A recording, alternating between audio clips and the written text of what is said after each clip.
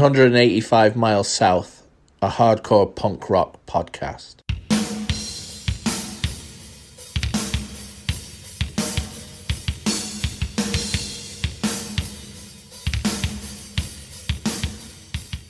What's up, everyone? This week on the pod, we are doing Super 7 playlists for the year 2014. An idea from the mighty Posy Chris. Much appreciated. This year, like a lot of the years, I guess as you get older, they kind of blend together. And so it's weird to pluck out a semi-recent year and see how much like dope stuff came out. So I appreciate that. And I guess I can just introduce Posy Chris. He's here. What's up, Chris? Hello, thanks for having me. Yeah, it's a fun exercise. I mean, like you said, you kind of forget all the stuff that comes out, and it's a cool exercise to go back and say like, oh, that came out this year? Yeah, super cool. Also, you know him, you love him. He is the best dressed man on the pod. He is Daniel Sant. What's up, Dan? What's going on? 2014 is the year that I moved from SD to the Bay properly to go to UC Berkeley, and it required a lot of going back to know what actually was 2014 because it was just a crazy year for trying to locate what music was then. And you know what? I'm pleasantly surprised we're doing this year. This year is killer. Yeah. I was so stoked. All right, also helping out, first timer on the pod, much appreciated for coming on. It is Crystal from Initiate. What's up, Crystal? Hi, thanks for having me. I was super stoked going back into my last FM actually and looking at what went on this year. So I'm very excited to engage in this conversation. Do you have your last FM most played for 2014 statistics? It's a little embarrassing. Yeah, you shouldn't. So we won't dive too hard into that. Yeah, and Dan is trying to be the one. No, Dan is trying to be the pro right here and like get some of your picks out so he can snake you early. Yeah. What's up with that? The old wily veteran. Admittedly enough, I think a lot of the top is I think that's the year I discovered One Direction. So that's a lot. There's a lot going on in there too. I had to sift through all of that to find all the hardcore embedded in that. Well, that's cool though. We like those wide spectrums of likes. Dan listens to like Oasis, which is like the same thing, right? I mean, they both write killer songs. I will say that One Direction on SNL, when it was like they're coming out to in America, which was probably a couple years earlier than 2014, but when they played SNL, shit, they didn't leave my Spotify for quite some time, or Apple Music, or whatever it was then. Yeah, I've never even heard of that band. So what's up? Well, okay. You need to take a deep dive. How about that? All right. There is an elephant in the room of this year. And Chris, you're going to dive into it. Yeah. So, speaking as someone who was in a band that worked our asses off, did a lot of great things that I'm personally proud of, but because of the actions of one person that was in that band that was doing some bad stuff, some predatory behavior, like there's a kind of a cloud that was cast over everything that invalidates all that goodness, and rightly so. And I bring that up, from the perspective of talking about this because Expire was a great band. They were one of the biggest, hardest working bands of this era.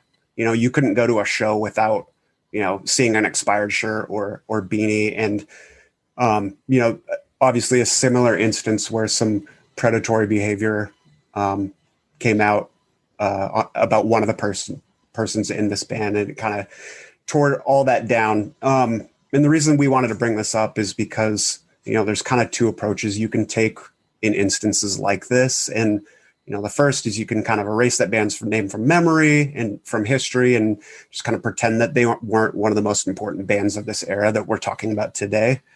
Or you can address it. You can use these horrible things that happened and that this person did and use it as a learning experience and acknowledge and educate each other. And, hopefully by talking about it, move that needle a little bit more towards this reality where guys in the scene and in the world in general aren't shitty and predatory. So, before we get into our lists and start to talk about all the awesome stuff that happened this year, I think, just want to take this opportunity to encourage everyone to continue to talk to your friends about what consent is, and just reminders that it's not okay to have physical or emotional relationships with minors. It's not okay to get someone drunk so you can have a better shot of sleeping with them. No means no. Don't keep pressing. That's not okay. And also, think about, our scene in particular and in society's power structures and how, they may or may not affect consent, because coercion is not consent either. So yeah, just wanted to kind of, I guess, take this opportunity to share some of those things. And also, shout out to Caleb, who played bass in this band, because he rules. And, his current band, Inclination, is amazing.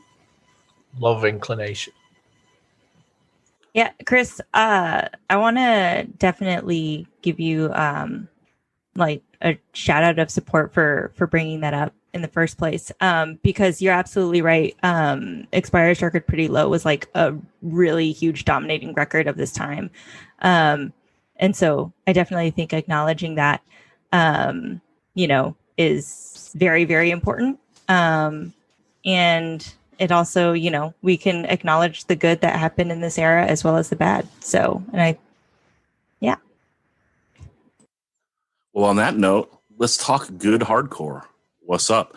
For anyone that hasn't listened to Super 7 before, we are picking 7-song playlists for whatever the topic is.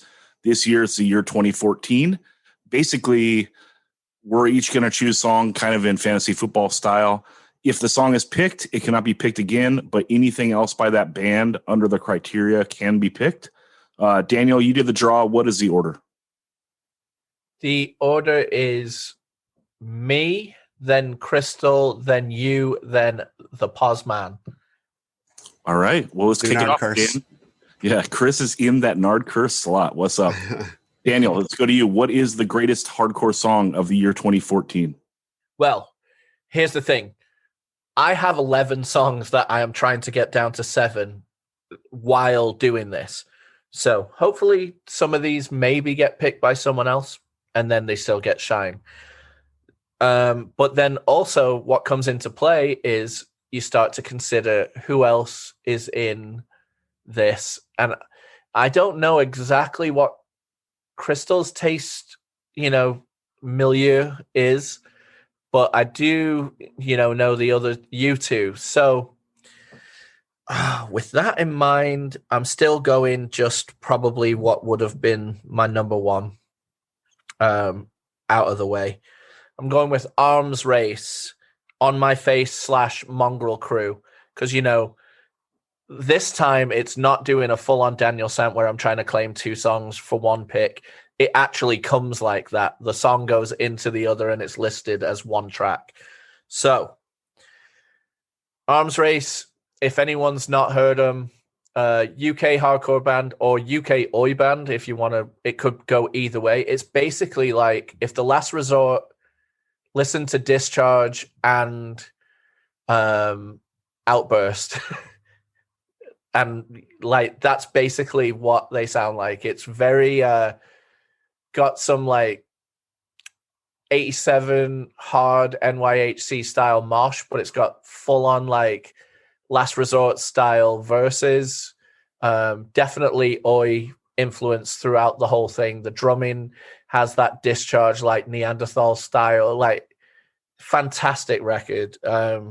Modern Mike actually turned me on to this band, and I'm so grateful because I love them so much. And I think this is, for me, the pinnacle of them. Like, they do lots of other good recordings too, but this Gotta Get Out EP that this is off is my favorite recording by them because it is the most straight up oi that it is. Like, it gets a bit more distorted and crazy a little bit on the later recordings after this.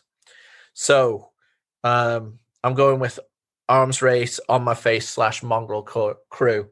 Oi, Mongrel Crew. Yeah, we talked about this band on a side A versus side B, and I think it was a 7-inch from maybe 2018. So they had a nice little run there. And Yeah. are they still going, Daniel? Well, we've in our group text with the four of us, we've talked about things that it's the height of democore. Well, a lot of the UK hardcore bands would pick up a project, put it down, work on something else, pick up that project, work, and then bounce around. So when, they come around to do another record, it's not like they were going full steam ahead at the time, like playing all the time. It's like they pick up that project and go back, because there's members of Chubby and the Gang in this, and the Chisel, etc., I believe. Fucking shit. Well, right on. And Daniel just got a text message.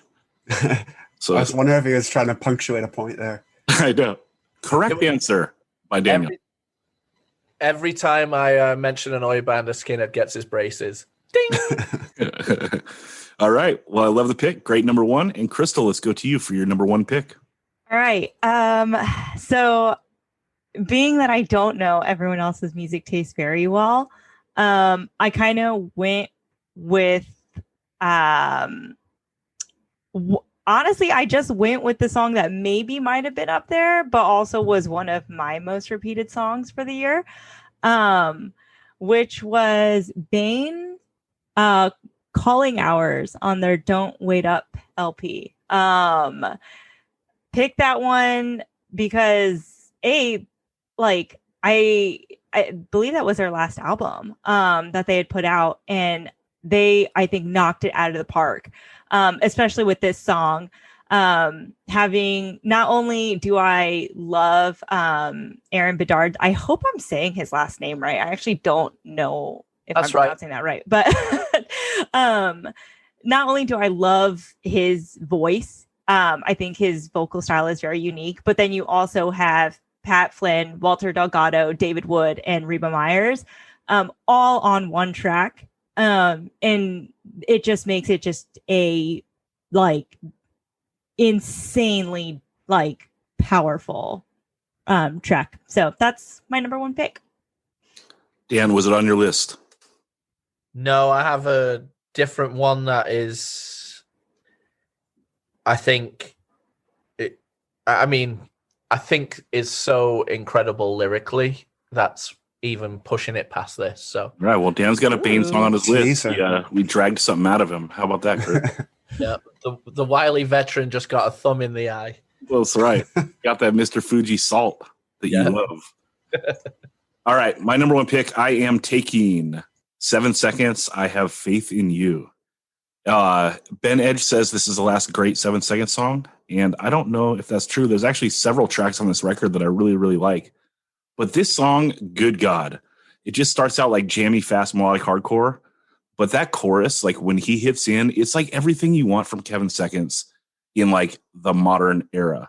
Like the, I have faith in you, I back the things you do. So nice sounding and so like posy and good. Just like those lyrics, I have faith in you, I back the things you do. It's a Unity song. I love it. Super positive. This song kicks ass. It's short and it's melodic and perfect. And it's 7 Seconds laying it down in the year 2014. Good God, man. This song rules. And yes, my number one pick. What's up with that? Dan, are you familiar with this record? Didn't you go see him on this tour? I saw him at that thing Chris Powerhouse did on the outskirts of Sacramento or whatever, where it was Cro-Mags, Crown of Thorns, 7 Seconds, like right around this time. And they were great. I mean, Kevin had a goatee, so that's 1 point against him, but then Kevin played all the 7 Second songs, and so 10 trillion points in the positive. He was rocking the goatee 20 years too late. It should have been 94, but it was 2014. If he had it in 94, 7 Seconds may have either been signed to Epitaph or Fat immediately. Well, they would have had to have the wallet chain as well, right? You can't have one without the other. Well, he definitely had the long dickies on, so he was really, really going for that Fat Records. That's fair. I think I saw him at Punk Rock Bowling, like right around this time in one of the club shows, and they were so good. And like some dude stage dove like over the barrier and cracked his head, and like the show had to stop for 15 minutes, but it was still a killer show. What's up with that? I have never seen them be bad, ever. How can they be when you have that many hits? Yeah. You know, it's And like, you mean it, and you mean it that much, you know? oh yeah, it's still like oozing sincerity, but I mean, it's just hit after hit after hit. Chris, let's go to you for your number one. Yeah, my number one. So Crystal took the Bane kind of party song with all the guest vocals. I'm taking the other party song that came out this year that had all the guest vocals, including Reba, who was on that one. I'm taking Angel Dust, Set Me Up, which is off the Pink record. Yeah, I had to take the song first. This is like the Angel Dust song, particularly for that era of, before they kind of started getting a little bit more mellow, when they were still into like a lot of the aggressive upbeat stuff. Like this was kind of like almost the theme song. All the guest vocals, it was like Ev from Mindset, Brad from Trapped Under Ice, and Brennan from Trapped Under Ice and Turnstile, Reba from Code Orange, and some others. The song just has like a party vibe, and it's so fun. And when they play it live, it's a total blast. It's like the highlight of their set. It's kind of, one of those songs where it's an open invitation for just anyone to get up and grab the mic and kind of sing the next guest vocal part. And another cool thing that I think is super sick is, I've noticed that, women and girls in this scene particularly feel empowered and comfortable and get up on the stage and grab it and go. And I think that's such a cool vibe, and I just love it. Yeah, right on. This is cool because Trapped Under Ice was one of the best hardcore bands of like the late 2000s going into the 2010s, whatever we call those. And the transition was seamless, right? Doing Angel Dust, it's like Justice takes a stab and knocks another band out of the park. What's up? Yeah, and their new I touched on the newer stuff. The newer stuff is awesome too. I love it. That's not to disparage any of that, but like this song is such like a party vibe. I don't know. I love it. All right, let's send it back to Dan for round two. All right. Okay, so shall I go strategic? I think I'm going to go strategic because I think this might have been a Chris pick. I think it might have been a Zach pick. And, it definitely could be a Crystal pick. So I'm going to go Backtrack, Their Rules. Yeah. This song rules, for lack of an overused term, but it is such a killer song. And there's a guest vocal, and this is how I don't know who does the guest on that, but that guest vocal is awesome. And then the singer comes back in and goes, "Backtrack, go," and I fucking, those kind of things just sell me instantly. But this song with the gang vocal in every verse line, it's so fucking good, and it is such a killer hardcore song. Like Backtrack, I had to backtrack to enjoy more than, because in this year I didn't listen to them, and then I got into them after the fact, after seeing them at Gilman, and I really love it. Yeah, great classic band, and everything that's good about hardcore, right? Just a band that put out good material, toured a lot, and held it down, and I love anytime a band shouts out their own band name in a song. That's one of the illest things you can do. So. Yeah, I think this band was kind of a force. Like, I don't know if you guys are of the same opinion at all, but like, I like every record that they've done better than the previous. Like a lot of bands, like they'll kind of hit their peak early and then the rest is good, but not as good as like the one moment. But like, I think my favorite record is their last record that they did. And like, they also got noticeably better every time I saw them. So this is just a band that was like always moving in the right direction, in my opinion, which is hard for a hardcore band to do. I agree with you. It's like, not only did they get better like musically, but like performance wise, they also like kept going up. And that was really sick to watch. that like progression as well. Yeah, and a 3 LP band, rare for like that straight ahead lane hardcore, and like Chris said, every record great. I can't rank them. I probably like Darker Half the most. Hate to be that guy, like the first LP, but they're all really good. And they created like an aesthetic visually, like that the LPs, like, even though it's like it's a harkening back to like the Cause for Alarm Agnostic Front record, it does feel like when you look at these LPs, like, okay, I'm looking at a backtrack record. So they created an aesthetic too that I think was fitting for the band. For sure. And like kind of that modern Sean style to do, this vibe, but aped by tons of bands in the last few years too. Hell yeah. All right, Crystal, let's go to you for your number 2 pick. All right. Number 2, I wish I could just lump the whole like EP as my number 2. Forced Order Dead and Gone on the Eternal War EP was, I think, like, well, for one, I think that like Southern California hardcore that year was incredible. But Forced Order kind of came out guns blazing. And that, the whole EP, that track is my favorite one, but if I could, I'd have the whole EP as my second. Yeah, I'm glad you didn't take the song that I have off this, because this whole EP is awesome. It's one of the 2 things that I love the most from this year. But it took me a long time to narrow it down to one song, and I'm so thankful you didn't pick it because I only made notes on one song. Yeah, I definitely had a lot of trouble narrowing it down. So I'm very interested to see what your pick was. I can't wait to spit it out, but I'm going to try to wait a couple more rounds. So, okay. Well, I will go to my number 2. And I am feeling really fortunate because the 2 songs that I wanted the most, I got the 7-second song. And now I am taking Madball, the song DNA. And there were 2 Madball songs off this LP that I think are absolutely outstanding. I won't say the other one in case one of you guys take it, but DNA is so ill. Just starting out with the open chords, and you can't really tell where it's going. Even when the drums come in, it's just kind of doing a nondescript, not super spectacular thing. It's just like an intro. But then it cuts out, and it's like that Madball ass riffery that you know and love.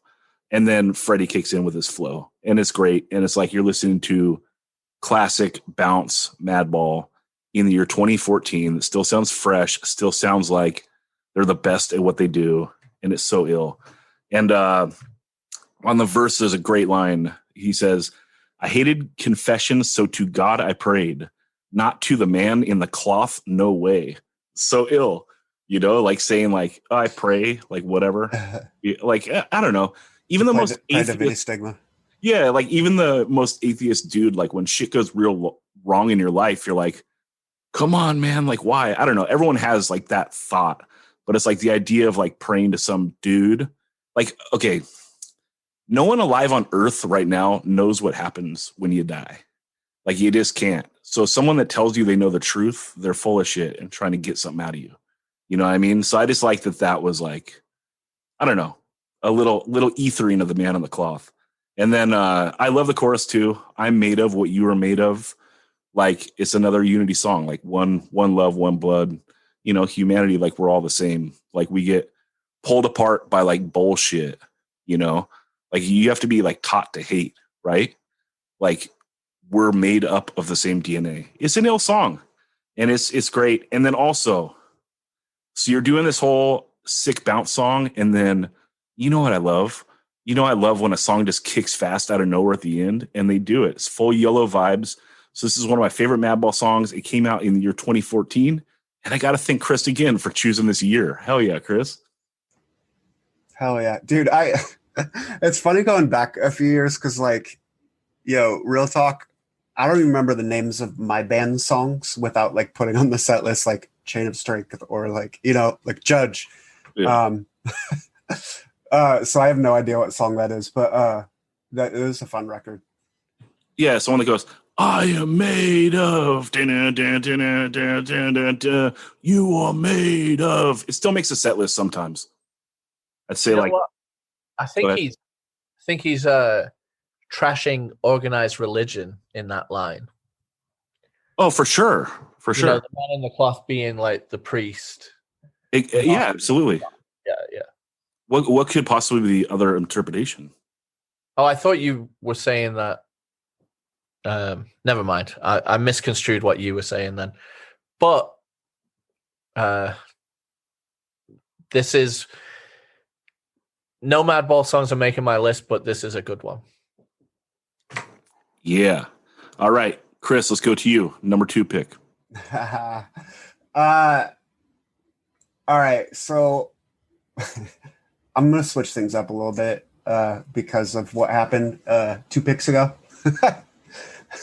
We'll see if I piss off Zach or not, but a lot of good records came out this year, a lot of good songs. I could pull a deep cut, but instead I'm gonna pull a cut deep, which is my favorite Forced Order song. I don't know, was this the one you were gonna pick, Zach?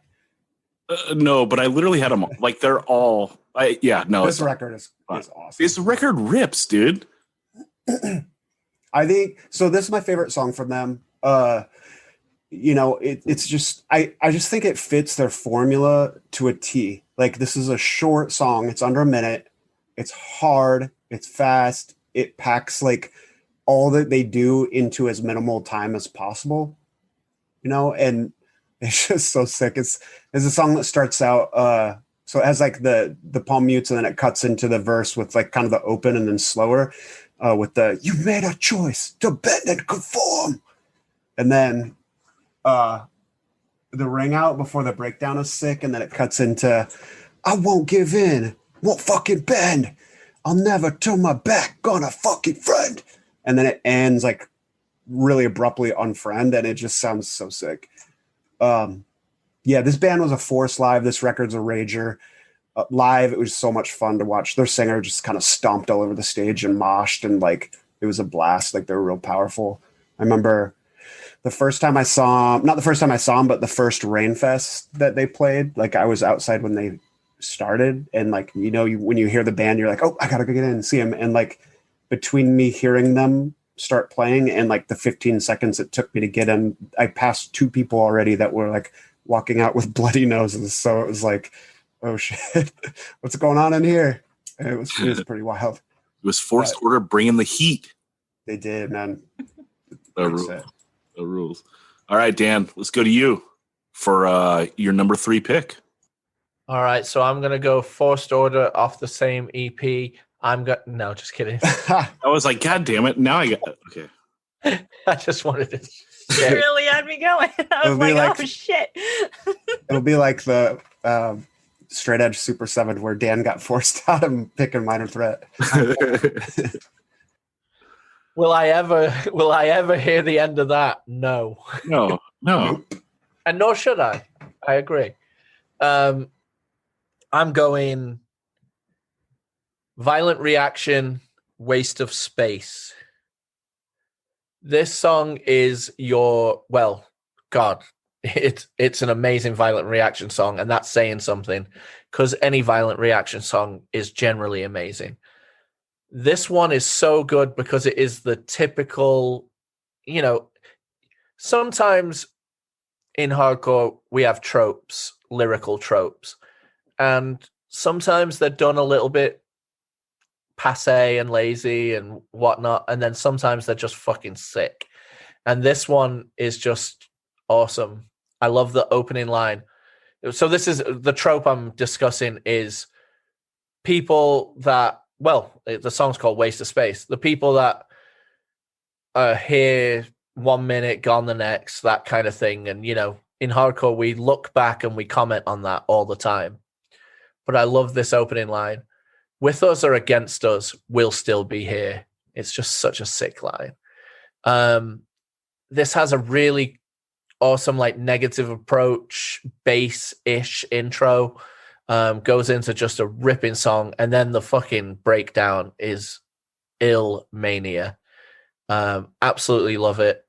This is off the God, I'm spinning for a second. The Dead End EP. Dead End EP, and it is I don't think they've ever put out anything bad. This is one of the things that slips through the cracks when people think about Violent Reaction.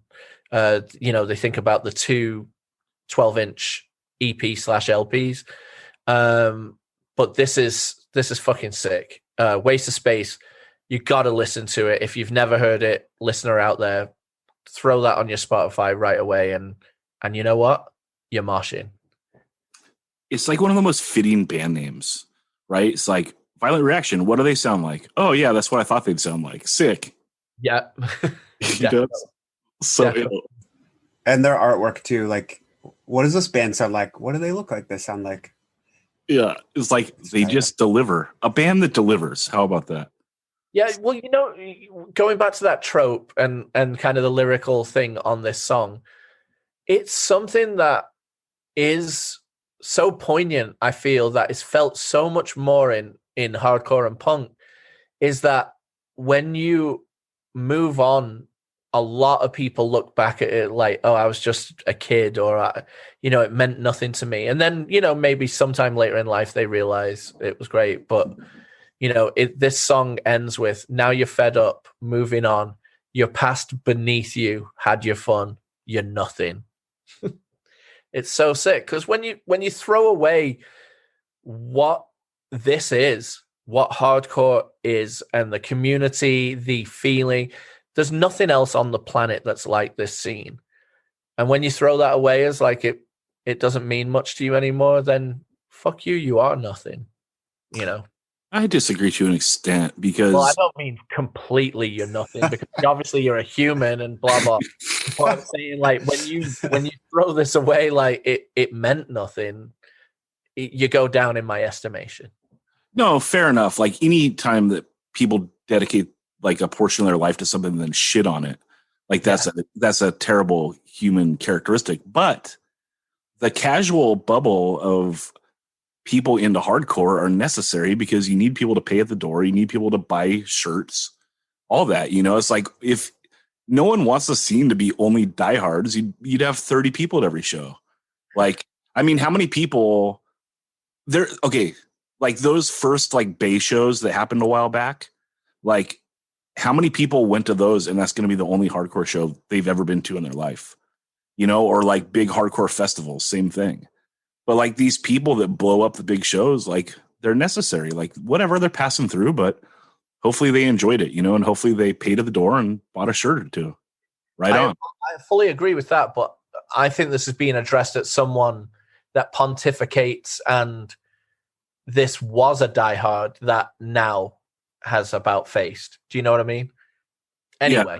No, I agree. I enjoy this trope of song because there's something that's an unwritten understanding that doesn't really need to be super poetic, because we all kind of have had a friend or a bandmate or whatever that has been this, where you thought this is our thing forever, and then it doesn't mean anything to them anymore. No, it's one of the great hardcore tropes that never gets old, right? Like talking shit on people that drop out of hardcore. It's great. It'll never get old. Fuck it. Exactly. Love it. All right, Crystal, let's go to you for round 3. All right. There's nothing strategic about my third choice. I just really, really like it. It's, I think, a perfect example of like 805 hardcore. But it just stands out on its own. And that's Shackled by Minus. Came out on the Minus and Soul Search split that year. What I really, really enjoy about it, and what I enjoy about Minus in particular, I'm kind of blown away with Travis Farmer, their vocalist's style. I don't know if it's weird to say he's almost instrumental in the way that he uses his voice. How he will do hold out notes really long, cut them short, and just has this sort of like perfect emphasis that goes with the music. And I think Shackled is a really good example of that. So that's my number 3. Yeah, this is a great pick, and you're absolutely right. Look, Travis is everything that's good about hardcore, right? He's like a dude. He's a dude talented enough that he could do any genre of music, and he did. He did the Fell to Low band that was on Rev and did like that post-hardcore style and did it really well. But he loves hardcore, and like he's talented enough to make a standout hardcore band. Like my favorite thing from Minus is that Compulsion LP that came out in 2019. Dude, that gives me chills still listening to that record. It's incredible. And I feel almost like guilty saying it's underrated because I don't think it is to anyone that heard it. I don't know if it missed or what. Like, because that should have been one of the biggest hardcore records of the year. It is so good. It's like a perfect hardcore LP, you know? Yeah, I think it did fly under the radar a little bit. Like I think most people, when they think of Minus, they think of, you know, the self-titled Brick Wall record. But yeah, this great record too. Yeah, that's fair. And I think that, you know, maybe the reason is because like they did have like a good strong run, right? Like Demo comes out at the end of the 2000s, and then it's like 2011, 2013, like they're firing. Like that's when the 7-inch comes out, the first LP comes out. There is a pretty big gap. I think it's like a 5-year gap between the LPs. So maybe that's why it missed a little bit. I don't know, but yeah, like, and I think also they were a more active band probably when that Brick Wall record came out. Like they were touring more, playing around them more. You know, coming up to the Northwest more at least. I think that's fair. Because nothing they've done has been. Yeah, it's all been awesome. Like that's kind of what I'm trying to say is like, even though that Brick Wall record is kind of like, if you say Minus, that's the first thing I picture is that Brick Wall. Like, I don't know, maybe it's just such an iconic artwork. Yeah, with like the logo out of the brick wall, and it's like self-titled, so it's minus. Yeah, you know, it's ill. But man, I'm so glad, Crystal, you picked this. This is great. And I actually missed it. I didn't even realize this came out this year. This was a deep find. I was very pleased when I found it. Yeah, that rules. And yeah, it's the Soul Search split. It came out on Closed Casket Activities in the year 2014. So ill. Okay. My third pick, I am going to go melodic. And I am going to take... Okay, we finally got to talk about Dillinger 4 a couple months ago on this pod, which was great because they're one of my favorite bands. One of my other favorite bands that we never get to talk about on the pod just because it never really comes up and I don't want to punish people is I love the band The Lawrence Arms so much. And their LP, O Calcutta, is one of my favorite records of any genre of music in the history of music. Like, I absolutely love it. Always on rotation. The Lawrence Arms, they put out an LP this year called Metropole, I believe. And it's probably one of their worst albums, in my opinion. But there's a song on it called Beautiful Things, which is a beautiful song. And Lawrence Arms, they're a 3-piece. The bass player and the guitarist, they both sing. I like when the guy with the harsher vocals sings more, but this is the other guy. He's got like more of a sweet voice.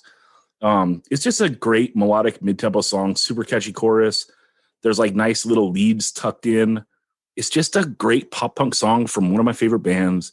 And I want to talk about them. See, it's not all Madball and Hatebreed and whatever. I like the mellow stuff too. You know, just because I don't like post-hardcore, you know, whatever. But that's my pick. And Chris, let's go to you for your number 3. All right. So the song I was going to pick second because I was a little bit worried that the Bay Area kid might take this one. So again, playing a little bit of defense maybe, but I'm taking Making Room by Punch.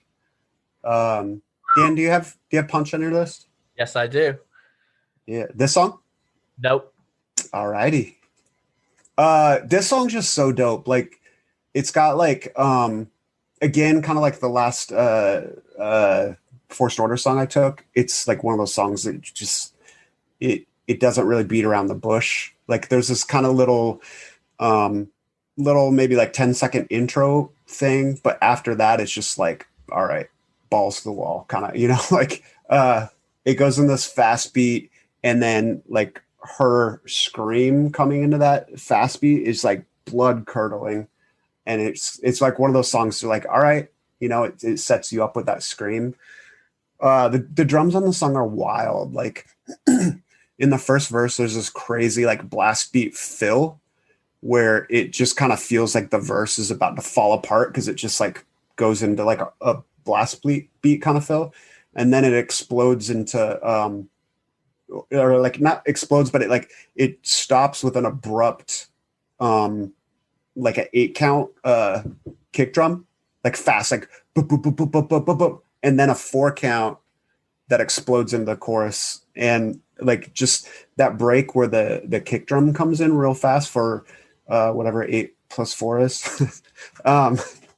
is so sick. And it just kind of like breaks the song up, and then it comes fast again. And then the breakdown for the song is so hard. This is like a total stomper breakdown. Like this is the kind of breakdown that like if they played Ojai, which, you know, maybe they did, timing might have worked out right. I don't remember, but like this breakdown might have kind of finally done in that floor at Ojai Women's Center for good, because I just imagine like everyone just spreading out and stomping.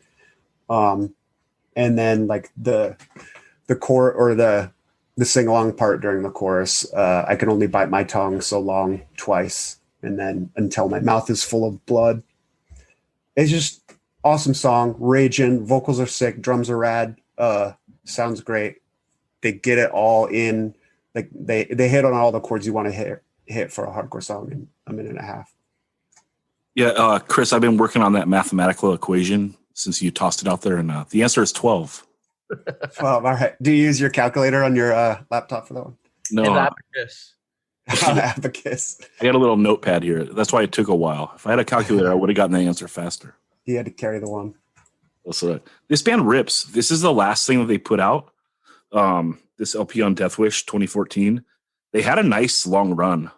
You know, like the first EP comes out in 2008. So that is a good run. And this is my favorite thing they do. So another band, like how we were talking Backtrack, that last record is the best. I think this is the best. Chris, where do you put this in the catalog? You know, I have to say it's the best too. Like it just sounds awesome. Kind of funny. I don't know if it's funny to anyone else, but so when I first heard this band, I kind of knew of him as Aaron O'Neill, who played drums in Lights Out and a ton of other bands, Devotion and stuff like that. His sister sings in this band, and his little sister, I think. And I remember the first time I heard him, and I knew of him as Aaron's sister's band, and I was like, dude, Aaron, your sister's got a gnarly scream, like just like totally blood curdling. And he's like, yeah, I know, I heard that scream growing up a lot. That's awesome. Well, Megan, who is that little sister, her dog Niles and my dog Reggie regularly WWF the hell out of each other. Nice. I'm going to roll into my number 4, doing another Punch song, which I agree. This LP is the pinnacle of their, you know, they broke up like pretty much right when it came out almost, or just a little bit after. And it's so good. And the song I'm going with is Worth More Than Your Opinion. Because the song just rips. It's a killer fucking brutal hardcore song. Her voice is amazing on it. But the lyrics, I'm just going to read them. They're amazing. You probably don't have to worry when you walk out your door. Will you be judged? Will you get comments? Will you get stares? Will you feel helpless? Will you be followed? You've got to walk in pairs. Don't we have anything else to offer? You only see the surface. Your unwanted opinion is worthless, but not harmless. Our looks, our bodies are none of your fucking business. We don't exist for you to appraise, not a compliment, no fucking thanks. I mean, that's a powerful song, and it's stated in such an awesome way of like, fuck you, you know? Reminds me of Suggestion, the Fugazi song, since, you know, Zach took a undercover swipe at them earlier. I'm going to just state that there can be there's never enough songs like this that need to get this message through to patriarchal brains all over this world. Like, women are not here for you, not for your pleasure, not for your eye candy or anything. And, read these lyrics and let them sink home, and then listen to the song 100 times in a row. Yeah, the way she laid that out was very visceral. Like, that's great lyric writing. Yeah. So, super ill. I was trying to pull up Punch quickly in the Discogs, but obviously, like, simple band names like that aren't the easiest to search in any sort of database. And Punch Andrews came up, and it said I had a record. Like, it gives you if you have it on your list. And I was like, what is Punch Andrews? And he's the dude that produced a bunch of Bob Seger LPs. So how about that? Fun fact, or possibly unfun? We would have to ask Posy Chris. A little Bay Area trivia. Yeah. No, All right. That's some Michigan trivia. No, I meant via Punch. Oh, yeah. True. Crystal, you like Punch? I actually never. I think I missed the era where I would have gotten into Punch. But this podcast is making me want to go listen to Punch and give them another chance. I tried them when I was younger, and I was like, "Oh, this isn't really my cup of tea." But I might have to go back and give them another listen. Give them another puncher's chance. Yeah, I mean that's like the best thing about these Super Sevens is, like, even though I'm a participant, I can't wait to get done so I can listen to the playlist. Like, I love it because it's basically us selling our favorite shit, and it's like you guys talk about these songs, and I'm like, I want to listen to it right now. I can't wait. So super cool. So punch your ticket and go for a ride. Oh my god. Okay, that was a swing and a miss. Crystal, let's go to you for your number 4. It's so funny. I'm like re-glancing at my list. Maybe I'm being biased because I'm just from the area. I've just got this is a great year for California. I've got a lot of California on my list here. My number 4 is going to be Reality Check by Fury. That Kingdom Come 7-inch came out that year. And yeah, like Forced Order, I feel like they kind of came in, hard and heavy, ready to go. My favorite part about this song in particular, Zach, I think you said it earlier, something along the lines of like you love like a really fast part in a song. I feel like Reality Check like nails that. And during the part where I think it's like just super groovy, especially when the lyrics time and time again, you break before I bend. There's like a groovy little riff there, and then it just immediately hits like with Reality Check, and it's just super fast, and then it goes back into the groove, and then it goes fast again. So that's my next pick. Yeah, this is kind of the breakout year for Fury, like for 7-inch, and I have a different song on my list that I might get to, might not. But this thing's a rager. They show what they can do, and I think the first LP is obviously better than this, but like this is still super ill for a young new band at this time. Mm-hmm. I love it for sure. Love it. Okay, I got to choose my next song, and good God, man, it's getting hard. Let me just take my Forced Order song to get it out there, and I'm going to take the title track, Eternal War. And I made some notes. Yeah, so I love it. It's a fast song, and one of the things I love about it is on the first verse they do like a cymbal choke sequence like halfway through, so it's like you can't just settle into this fast part. Like we're keeping you on your toes. Like I don't know, it's just they're really, really good at songwriting. Like this is a great hardcore band. And this record especially, I think that they put out another EP this year. Did they do a thing on Rev as well, Chris? Do you know? Yeah. Well, they had that LP. Okay. I think I they can see did the like covers in my mind, but yeah, I think they did another EP, and it was like this one is like the one. Like it's so good all the way through. Anyway. Okay, so then the chorus, they go to like fast palm mute picking, which is another thing I love. And then going into the mosh part, like they do a bounce mosh, like on the ring out, and then they go to a full on stomp mosh when like the singing comes in. And that's like one of the greatest, again, like a hardcore trope, like go bouncy on the ring out. And then it's like, we're going to like palm muting stomp mosh when the singing comes in. Like perfect. Sounds great every time. These guys are great songwriters. So it sounds extra awesome when they do it. And then to cap it off, they do like an integrity ass sounding solo at the end, which is actually a really good solo. Like they're not just doing like a garbage, like toss away solo, like, oh, let's do a solo at the end. You know, that'll sound cool. Like the dude actually like laid down a pretty sick solo. And the whole song for like verse, chorus, like build up to breakdown, and solo, they do it in 1 minute and 18 seconds. Like they legit wrote an opus that was like under a minute 20. So ill. This band rules so hard. This record rules so hard. I absolutely love it. And I'm glad that I got my pick on the list. Forced Order, Eternal War. What's up?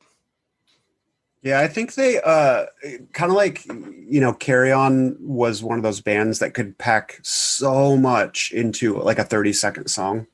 Like Forced Order could do that as well. Just they did it down-tuned. And yeah, the Retribution 7-inch came out on Rev in 2014 too. I thought that was a year later, but you are correct. They had 2 7-inches this year.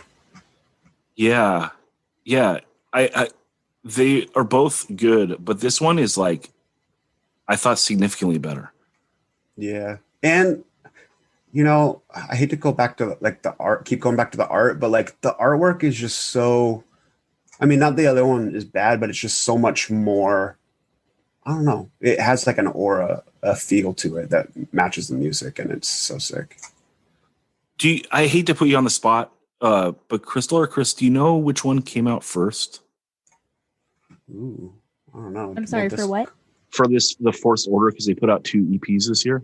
I think Eternal War came out first, but Yeah, I think is that right? they put out a demo that had songs that were featured on the EP. That was 2014 too. Mm-hmm. Yeah. Busy year. 14 was a crazy year. I wonder if the Rev one was a little rushed. That's what I'm wondering, because like these songs on here are so like well thought out. It's like, it's in 2021, you could have just dragged this out and had this be like an LP. Like the songs are that good. Like if they would have tossed 2 more songs on, it's like, we got it. You know, we just wrote a like near perfect hardcore LP, you know? And so that's all. I don't know. I don't mean to bring up negativity of not liking the other 7-inches much. It's just, Yeah, the other one's good. It's not bad. it's good. It's just, they set the bar so high on this. Like Yeah. this record, okay, from doing this whole exercise, this took a little more work than like some of the other subjects we've done, just because they're more in my wheelhouse. And like I said on the intro, it's like I don't really remember what came out in 2013 or 2015 or 2014. So like I'm diving back into this stuff and like listening to it, and this record is like one of the 2 standouts, along with like a band I'll pick in the next round. Like these 2 records I just thought were so amazing, and I've listened to them like multiple times in the last few weeks. So anyway, Chris, let's go to you for number 4. Sick that you're waiting. Save the best for last so you could take a song off of the Crew demo. I try to stick to Spotify for the people, man. Oh, word. We gotta get those songs transferred over. All right. So the first few songs that I took were kind of strategic based on, you know, I thought maybe some of them might get picked. This song might be my favorite song of this year. If I'm just going, you know, stack ranking by, you know, what means the most to me, but I'm taking a praise song off of Lights Went Out. I'm taking Afraid to Ask. This song, the guitar lead is so sick on it. Like on this mix, it is buried a little bit. So I prefer the version of the song that's on the 2-song 7-inch, but we could save that for the 2011 Super 7. We talked about this on previous podcasts, but Andy is one of my favorite lyricists in hardcore. Like he's just so good at saying things in a simple, straightforward way that isn't coded messages. You know what he's saying. He rips his heart out. He puts it on display, but there's enough like purposeful vagueness that you can apply your own experiences and relate to the lyrics more, even if you weren't in that exact situation. And I just love that so much about his lyrics. And this song, I think, is one of the best examples of that, where, you know, the lyrics are a familiar story about someone who you love, who gets consumed by drugs and, you know, loses control of their lives. You know, it's a very familiar trope in hardcore. The tone that he takes, though, is not accusatory. It's a tone of understanding and self-reflection of, you know, rather than accusing the person in question, it's like, what could I have done? Could I have done something to help this person? Like, and I think that tone is awesome. What gives it even more gravity is the knowledge that this is a song that Andy wrote about his brother, who struggled with addiction that, you know, kind of consumed him and led him on a path that ultimately took his life. So this isn't, you know, just a straight edge song like, you've changed, man. You know, this is like a real song about someone he loved, you know, more than anyone else in the world, his only brother. And literally this took him away from him with that finality of death. And like, Andy's just like pouring his heart into this kind of open letter to him, saying, you know, he wishes with all of his heart that there was something he could have done to help, you know, something that he could have done to make things different. And it's just such a powerful song. And so that is my song, Afraid to Ask. I love this song. Like those two Praise 7 inches, I love them, love them, love them. And this song specifically, like, I probably like the other 7-inch more just because there's more material. But like this song, you know, this is a 2-song 7-inch. There's one song on one side, there's one song on the other side. I listen to this song a shit ton of times, you know, without flipping the record. It sounds so sincere. Like when he says, like, were you afraid? It's so good. The only thing I would say, this is on my honorable mentions, just because, again, I'm not trying to come with negativity, but like the EP version is so far superior, like, than this LP version. For sure. And I'm glad they put it on the LP because it's such a great song. And how many people are buying a 2-song 7-inch? I'm glad it's on there, but it's like the EP version is just so much better. So yeah, I love that you got this because it's only honorable mention for me, but it's on my list. And I got another song from them on my honorable mentions as well. So what's up with that? Praise rules. Dan, let's go to you for round number 5. All right, it's getting really scary now because I still have probably 7 songs I want to get in. I'm gonna flow from Punch into the band that Keith, the guitar player of Punch, went on to do and is still doing today, Torso. The song is Progress. And this is off their Community Psychosis 7-inch that was released in June 2014. This song is an absolute ripper. I don't know if everyone's listened to Torso out there, but if you haven't, listen to them. They're so good.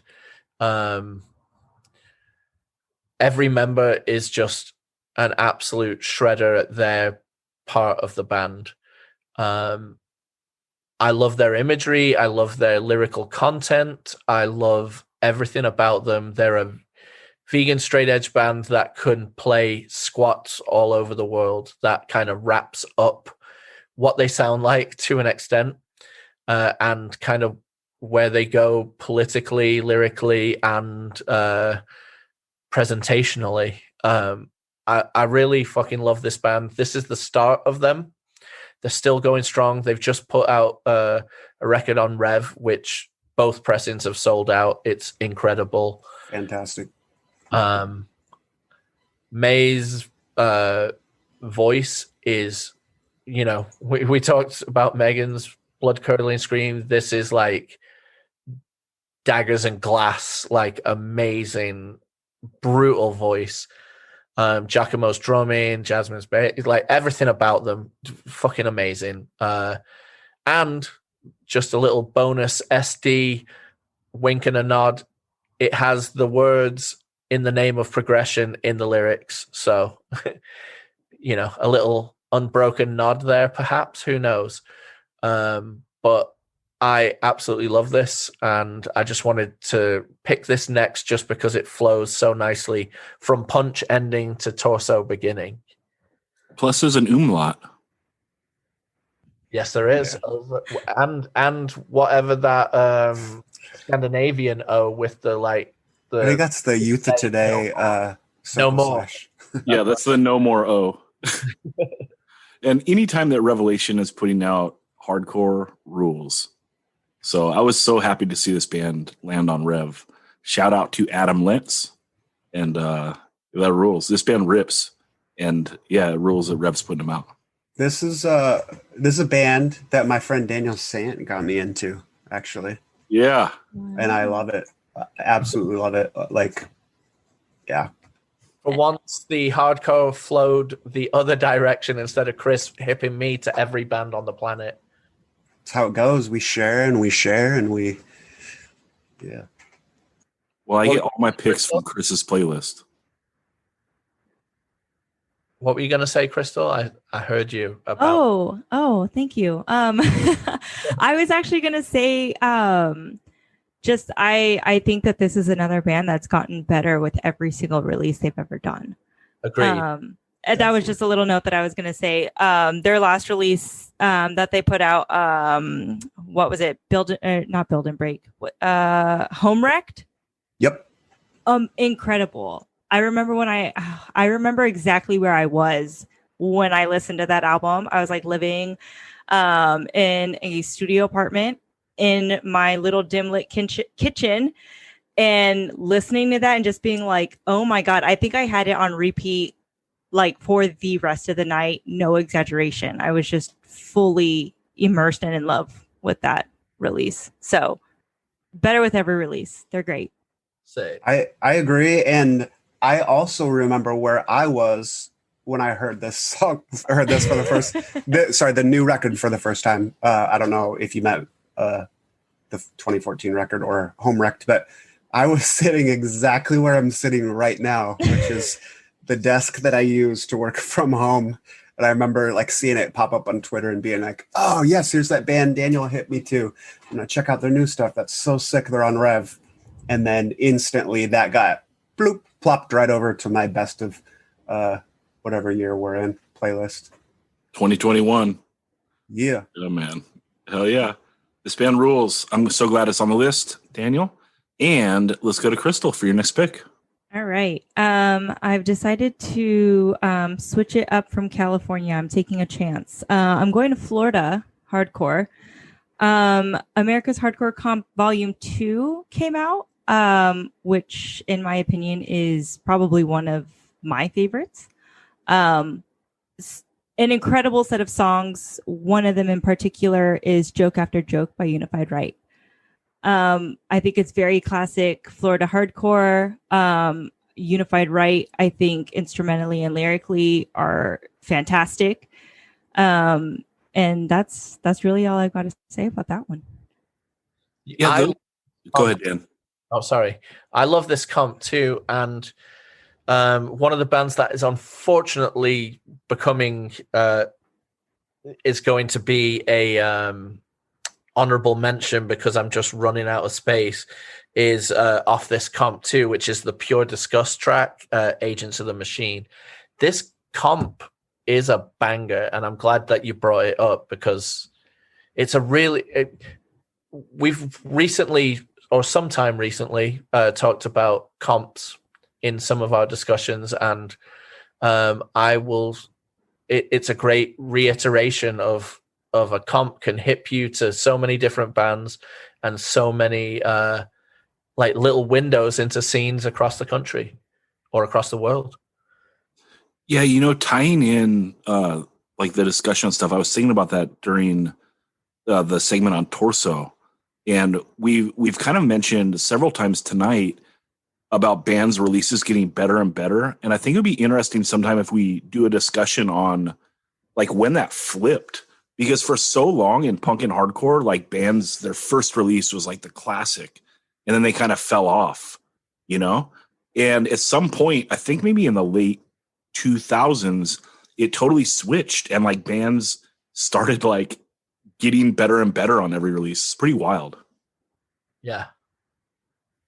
Definitely. But, you know, it still can be true at some point today that some bands put out the killer thing and then, you know, a lot of the time the stuff that we're looking back on and saying, no, this is the classic material is when they try and reinvent the wheel, you know, and go way different direction. And sometimes that's just such a betrayal of their original sound. So you just love the original stuff, you know?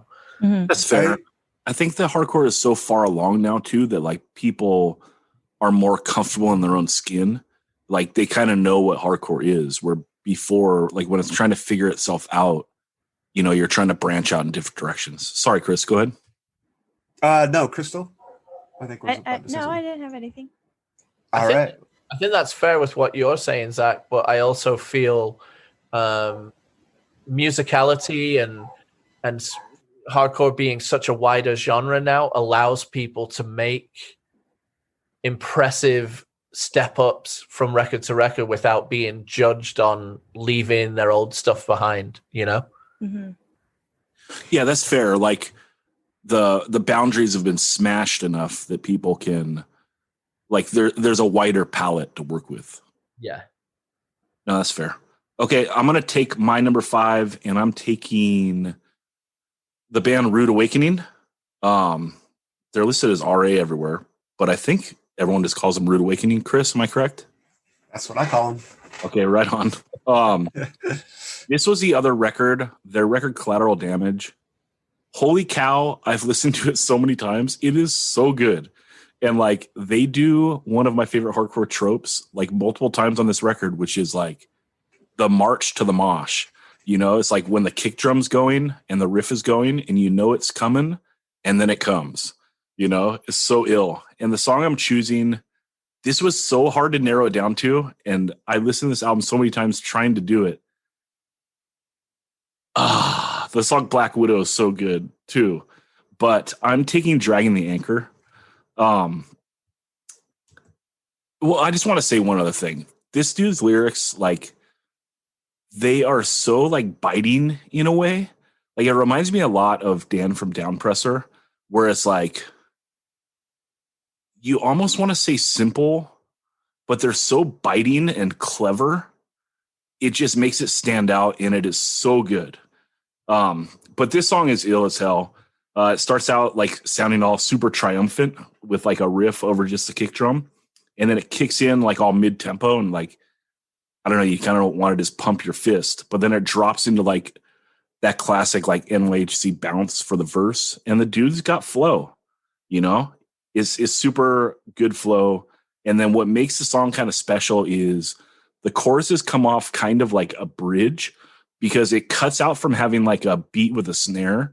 And he's just on the toms, like kind of like rhythmically. And it's like this real like bridge feel, but it makes it feel so ill when it cuts back into the second verse and you're like back in that bounce with the flow. Like you're just bobbing your head like a motherfucker. I love it. And then let's see. Oh, the breakdown is again, one of my favorite hardcore tropes, which is like doing the Youth Crew toms with like the heavy palm muting over the top of it. So it knocks like so many things I like out of the park. Plus it goes to like a drop, like a kill mosh at the end too. So you're like doing the Youth Crew toms, and then of course it's gonna drop. So like dudes are getting smashed, and that's what's up. It's another like opus, like very similar to like the Forced Order. These two records, I listen to them so much back to back, and they do so much in the straightforward hardcore lane. But like this song is like, again, it's like an opus, but it's 1:49. So they're not even cracking 2 minutes, and they tuck so much in here. It's really good, clever songwriting, good lyrics. Everything about this record rules. I love it so much. Again, Chris, thanks for choosing this year, because I don't know if I would have rediscover this record again. Like if it just would have come across, and now it's like legit one of my favorite records. I love it so much. So thanks, Chris. Well, also shout out to Ravishing Rick Rude, the maker of the Rude Awakening, and in my top 3 wrestlers of all time. A devastating finisher, you know? Well, and then what happens to you after you're made incapacitated? Yeah, and also shout out to Cheryl Roberts. That was rude what he said. And what he put on his tights. That's right. At SummerSlam '88, though, he got whooped for it. So what's up? Okay, let's go to you, Chris, for your round 5. I hesitate to, after that little detour, I hesitate to take another detour, but like, I just want to tell a quick story about Josh Hines, who sang in this band. Super instrumental in booking a lot of Boston area shows and like South New Hampshire shows. We were on tour with Agnostic Front and Outbreak, and we played the show in I think Manchester, New Hampshire, and like basically, you know when you play one of those shows at the venue where everyone's like, oh yeah, no one comes here because this venue sucks. Like, you know, the people that work here are like drug dealers or biker gang, or they, you know, the bouncers have guns. Like it was basically one of those scenarios, and everyone, like kids were getting kicked out for moshing, and like Josh was like, dude, see, this place sucks, man. And so he's like, hey, you guys got a day off on this tour, like up in the Northeast. Why don't you come play my venue in like northern Massachusetts, like outside of Boston?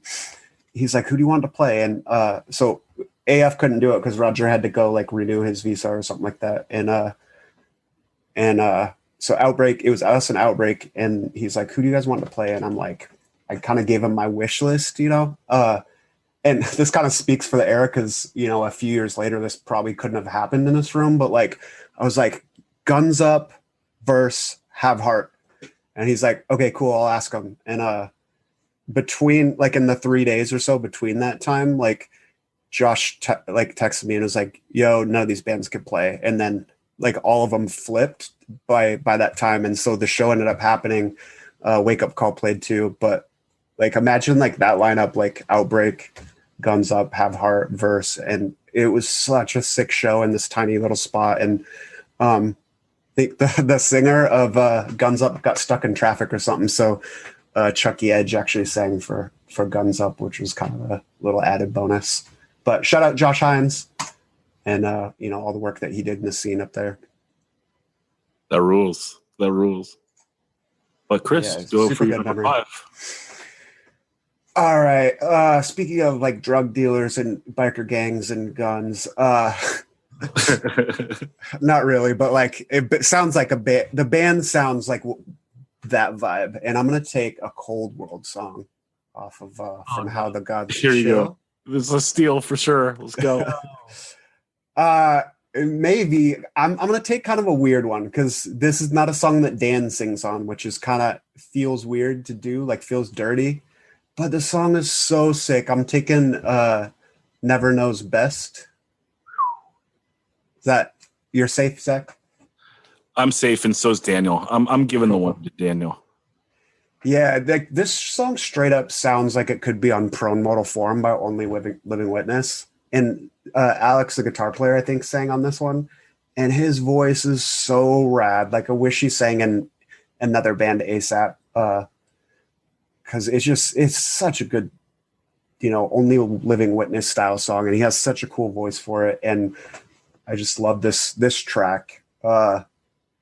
This is, I just want to say too, this is a late release for this band. Like, I think by this point, Dan was probably living in the UK, and that's why they had a bunch of different guest vocalists and stuff like that. But, you know, this is a band that was, you know, we talked earlier about how art is such an important part. And this is a band where the art was definitely an important part. Like, this is more of a musical cultural experience, this band was, than just a band, you know. The aesthetics of their art, you know, the music, obviously, the merch, like King's merch. yeah, like they were marketing geniuses. So that's sick. And I think, another thing too, you kind of, I may be off here, but I kind of feel like you have to kind of give them credit for being the band that made it okay for hardcore kids to like Biohazard and like Life of Agony and, bands like that. And, I don't know if that's necessarily a good thing or a bad thing, but like, it's definitely a big thing. And I think the credit goes to them. I think that's fair. And there is definitely a gap, right? Like, they start in kind of the early mid 2000s. This LP comes out 2014. So it's a several year gap between it's like a 6-year gap between the LPs, although there were some EPs in between, but I don't think that there's fall off, like this is still a great LP. And yeah, this is it's a tentpole band of the era. Like there's no denying it. Cold World is one of the key bands for sure. Dan, you want to go in on this or you want to wait till you do your pick? I can't echo enough what Chris says about this is an aesthetic of an entire project. Like from every hip hop sample that goes into the songs, from every little bit of imagery photographically that like leads their different LPs and EPs, to the records being named after cool hip hop songs or lyrics. Like everything about them, it just, they scratch me where I itch, like I love when you can see the entire circular thought that goes into stuff that it's powerful. And I think this band is fantastic. Do you want to go right into taking that song, or you're not scared that I'm going to swoop it next round? I'm like, okay, yeah, I will. I'm going to do The Real Deal. Yep. It's such an incredible song. It starts out, very just really good, like chugga, for lack of a better term, because it's not full on chugga chugga, but it's like upbeat, chugga chugga, like verses. And there's it's about, I mean, it just starts, open your eyes to the real deal, shit's going down and it don't matter how you feel.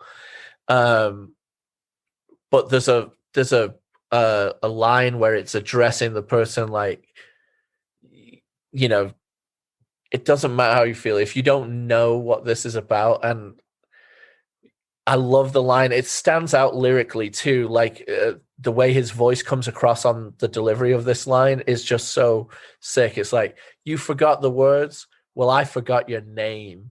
Like it's so sick. I love it. Like, yeah, you forgot what this is all about. Well, I don't even fucking remember you. I don't care. But then it builds to this breakdown, and this is my one thing. Like, I love the original Cold World 7-inch, and then Dedicated to Babies Who Were Born Feet First came out, and I couldn't get down with the Hetfield-esque singing on it at the time. Like, it really bothered me because it wasn't on the original EP, and so it was like a style thing, and it took me a while to come around. But on this breakdown where it kicks in, and he goes, I used to see right into you, now I see right through you, and he sings it while the most fucking egregious mosh part is happening. Like, this song is so ill and is just so catchy and so great and so hard. I fucking love it. And I love Cold World, and I love that we did 2 picks back to back. Yeah, and I apologize, Crystal, if I pushed Dan into stealing your pick.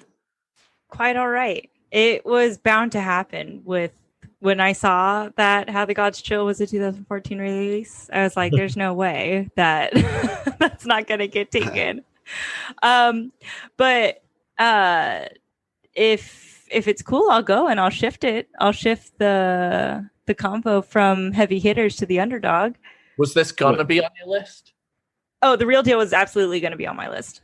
Yeah. Yeah. This song, like, you know, there's a lot of the early ones that hit fucking hard, right, when they play live. But this one, all four walls are getting smashed. Mm-hmm. Yeah, the final mosh on this song is what's happening. It's so ill. All right, hit us with that underdog. Richie. Okay. Richie. Yeah. This one I feel was a band that just flew completely under the radar. And I truly do not understand why. Are you guys familiar with the band Cool Side? They're from again from California. I think that is just very telling of how deeply involved and in love I was with Southern California hardcore that year. Crystal, you got to hit those archives. We did a whole segment on the 7-inch. You know? Yeah, it's good. Yeah. So Certified Banger by Cool Side is my draft pick. For what are we in, round 5 right now? I think we're 6 now. Oh my God. Yeah, we're 6.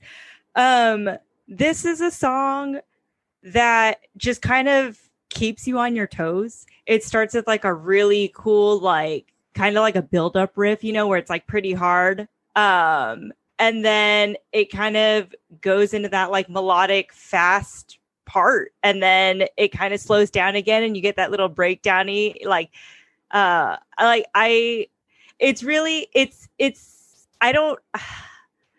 it leaves me speechless. First of all, I can't get my words together. Secondly, I feel like it's one of those songs that plays like going all over the map, like, and weaves this song together so perfectly that I don't understand why they were ever an underdog band. I do feel like they were heavily underrated. But Certified Banger is in fact a certified banger. So if you haven't listened to Cool Side, heavily recommend you do it. It's off of the album Own the Zone, which is actually their first release. So yeah, certified banger. Yeah, it's their demo, right? Yes. Yeah. Do you know, and I hate to put you on the spot, but there's a song called Certified that's off the last 7-inch they did in 2019. Is it the same song? Oh, I'm not sure about that, actually. Yeah. I'm really bad with song titles. I know. That's why, like, I served that up and I knew it was a dick move. I'm not quite sure. You know what? I don't think so. Also, Crystal, do you have any idea how to solve world peace? Do I? Well, I mean, first of all, we need In-N-Out to start serving vegan patties. I think that's the first step. I agree with that.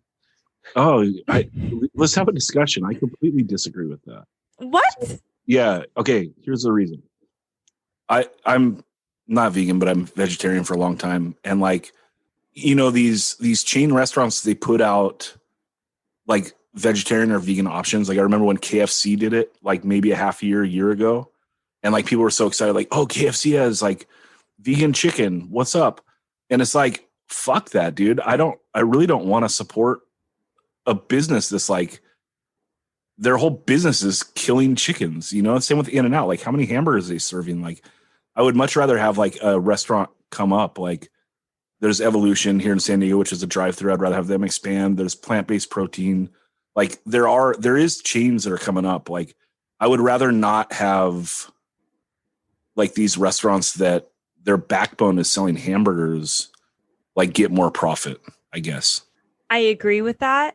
But on the flip side of that as well, I think that having that plant-based option for people to try kind of in the mainstream, because no one's going to go out and buy a vegan patty and make a vegan meal.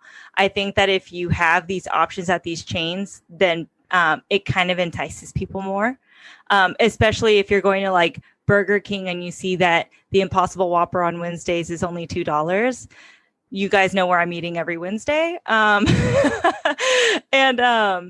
you know, like someone who has never before tried the Impossible Burger might be enticed to go, you know, spend $2 to go try that.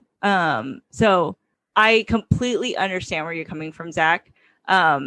On like the anti animal factory farming side of it. On the flip side of it too, you know. Well, I think that you make a great point, Dan, just real quick before you jump in.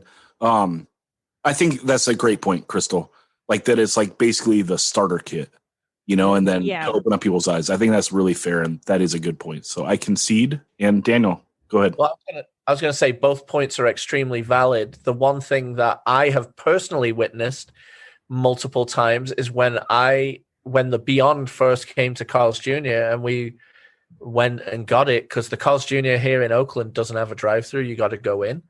And when we went and got the Beyond, there were many people in line asking us, oh, what's that about? And then ordered it after us to try it. And so, you know, there's a little starter kit for you. Yeah, that's fair. I'm going to go stand in the corner. That's not to say that I'm not going to Plant Powered to get a milkshake every single time I'm down there. Would definitely, now that I know what's out there, I absolutely would rather go spend my money there. But I think it's a great starting place for others. See, I'm a double dick because I got the name of the restaurant wrong. I didn't get In and Out wrong. What the fuck? I'm the problem. Anyway. And we have massively digressed. Yeah. I love it. That was a good little discussion. So much appreciated. And I don't feel as bad about that Rude Awakening detour. No, that was nice. Like you added serious flavor to that, because that band was never on my radar other than like they did a split with Death Threat. So I know those songs because I love everything Death Threat ever did. Really just everything Aaron ever did. But yeah, so that is a nice little touch of color. It was much appreciated. Have you heard Aaron's pop punk band singing about Twin Pink songs? That's a deep cut. No. It's surprisingly good. So, I don't know if I can find it, but if I can, I'll send it your way. All right, much appreciated. Yeah, you know, and as a Cold World stitchback, I mean, and tying in Aaron, Cold World and Pillars of Ivory, like there's a nice direct through line there. You know, like I don't know. Anyway, okay, I'm gonna take my number 6, and the Ringworm album from this year, Hammer of the Witch, might be their second best album. And it's like one of those things, like without the nostalgia attached to The Promise, this might be their best record. It is so surprisingly good. And just like with the Rude Awakening and the Forced Order, it was so hard to narrow down to choose a song. But I'm going to take We'll Always Have the End. Good God, man. Again, so many great songs on this record, but this one is just like classic Ringworm. The recording on this is so good. Human Furnace sounds as good as he's ever sounded, which is like that perfect shredded voice. I love it. This one, it starts like that classic slow fast that like is been made famous by Integrity and Ringworm. You know, it's like the fast beat, but it's like as slow as you can play a fast beat, which is so ill. And then they dropped a mid-tempo, so you're banging your head. And then the verse is like the drop tempo with like lots of accents, and it picks up for the chorus. It's like they're really keeping you on your toes here. And then the illest thing about the song is after the second chorus, it does like cymbal dynamics, and you think like a mosh is coming, but they're like, nah, fuck you, right turn. And they just go into like this blazing solo over a fast beat. And it's just like, it's perfect Ringworm, right? Like the songwriting it's like on the level of like the best heavy metal bands. Like they're one of the biggest, like, I don't know, like tragic tales of music almost, right? Like they're like your favorite band's favorite band, but they should be like headlining festivals all over the world. Like they're that good. Every time you see them, you're like, this is the greatest band ever. Every time they put out a record, you're like, how the fuck did they do it again? You know, like it's just so criminal this band isn't huge. And this record's out of this world. This song is a great representation of the record, although like this is a record where it's not like standouts and duds. Like the whole thing bangs. It's classic Ringworm in 2014, which is just out of this world, considering like The Promise came out in what, 91, 92? Daniel, do you know? God, just throwing out the old softballs, eh? No, well, it came out in the first half of the 90s. You can say that, right? It's early. It's like, because they're on par with Integrity. Yeah, for being like early trailblazers of like metal tinged. 95, I think. Yeah, before 95. Yeah. So anyway, that's my choice. Ringworm, the song Will Always Have the End. And Chris, let's go to you for your number 6. Yeah, according to Discogs, I'm seeing 93 for The Promise, which right? May or may not be right. Before I go to mine, there was something I wanted to say about Cool Side before we went down the World Peace route. Awesome band. I think I may be misremembering this, but I want to say like Step for Change come up to Seattle, and the singer of Cool Side was like filling in on drums for Step for Change, or maybe he played in the band. But Step for Change played, and like during their set, they did a little, the switcheroo instrument change and did a couple Cool Side songs. And I remember just like, I had never heard the band at that point, and it just was kind of like, oh, what's going on here? And it was so sick. It definitely made me be like, whoa, this is a cool thing. Like, I need to look into this band a little bit more. And yeah, and their 2019 7-inch is so good. Like, I hope that they're not a band we lose to COVID. Like, I hope that they're around and gonna do more music. Daniel, sorry.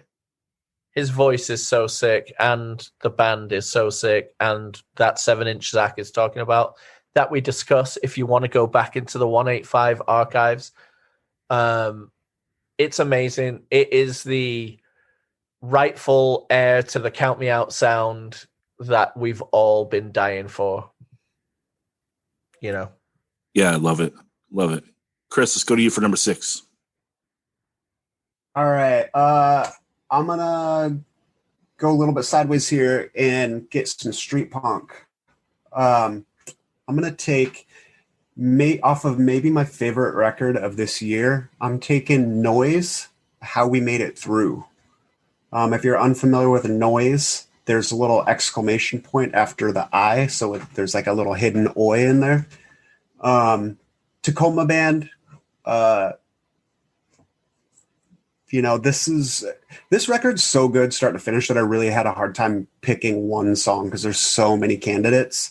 It's just a fantastic street punk record. And all people that are like connected with hardcore, San Diegans may be familiar with their first guitar player, Justin I.B., who was in Forced Life and Damned from Day One.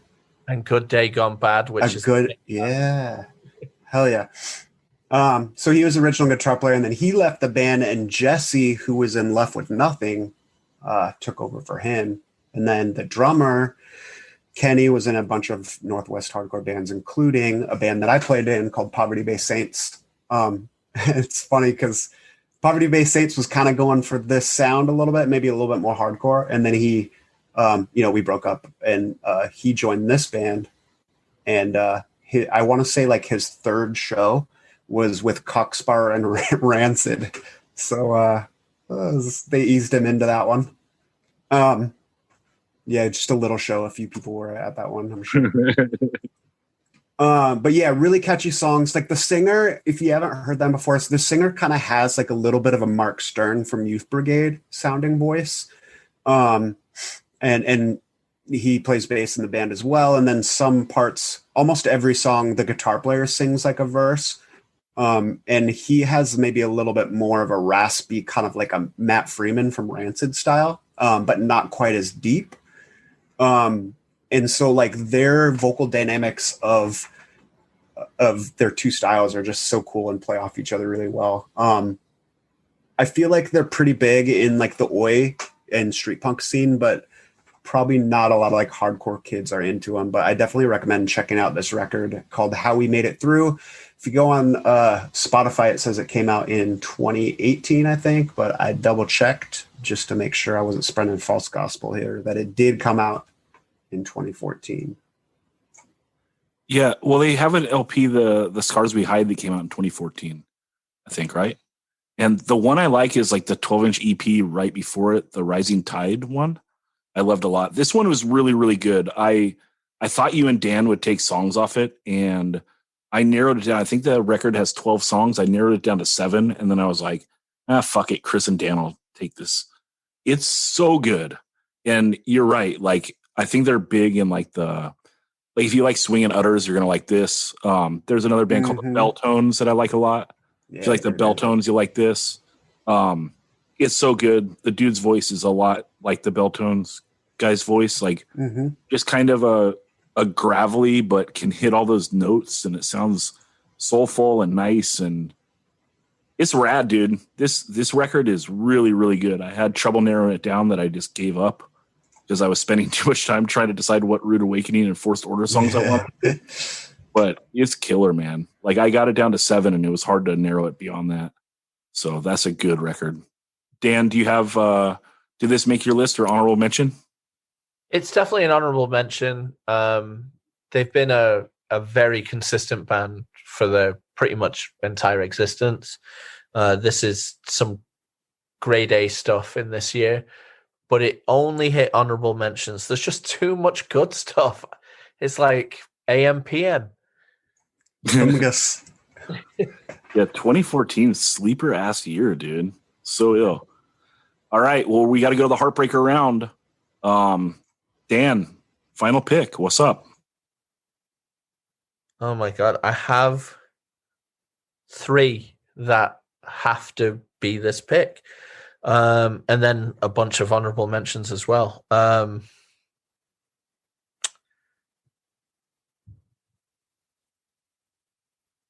Okay, so I got 4 that I'm trying to get in. All right, I'll save the others for honorable mentions, but I have to, you call this the heartbreaker round for a reason, and I am gonna have to leave that absolutely amazing Bane song that I said I was going to get to later. I'm going to have to leave that off for a song that I just listen to a lot more, unfortunately. Do you know, like, I've got to be brutal and say, no, even though the Bane one lyrically is so incredible, I listen to this song so much more because I listen to this song a lot. So I'm going to have to put it on the list, which is Battle Ruins, Slaughtering the Wolves Like Sheep. Are you guys familiar with Battle Ruins? Yeah, but I was on the late train. Like, these records are all super expensive now. Yeah. I don't think I've ever heard of this band. Oh my God, Chris, you're gonna love it, dude, because you got a soft spot for this stuff. Love it. So, Battle Ruins are a Massachusetts. Oh, yes, I have heard of this band. It's members of Rival Mob, right? Yeah. Yeah, okay. So they essentially sound like Slapshot. Like if Slapshot loved Iron Maiden and Thin Lizzy to an extent.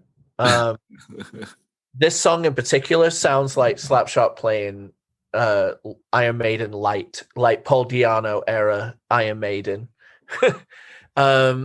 And the song is awesome. The lyrics are really cool. Slaughtering the wolves like sheep. Like, what a fucking... the imagery that creates. I just had to be real. This is like amazing American oi with a rock and roll influence. It's really incredible, and I've got to choose this as my number 7, and I'll tell you the rest when it comes to, I'm not gonna do a badge list of 1 billion honorable mentions. What I will do is just honorably mention like 3 or 4 songs that didn't make the list, and it's heartbreaking that they didn't. But I'm happy Battle Ruins is on it, and yeah, respect. I think my 7 songs represent my experience of music from this year really well. Yeah, I'm so stoked this landed on your list. It wasn't even on my narrow down just because I didn't realize it was 2014. Good God, it's weird. Like it's hard to narrow down these years in the last like decade. But yeah, so stoked it's there. Crystal, let's go to you for your final pick, number 7. All right. So I also had a lot of difficulty narrowing this down as I'm looking at my list. A lot of it kind of had to do with, do I choose the song that I had? It really came down to what song am I going back to the most? Similar to Dan. And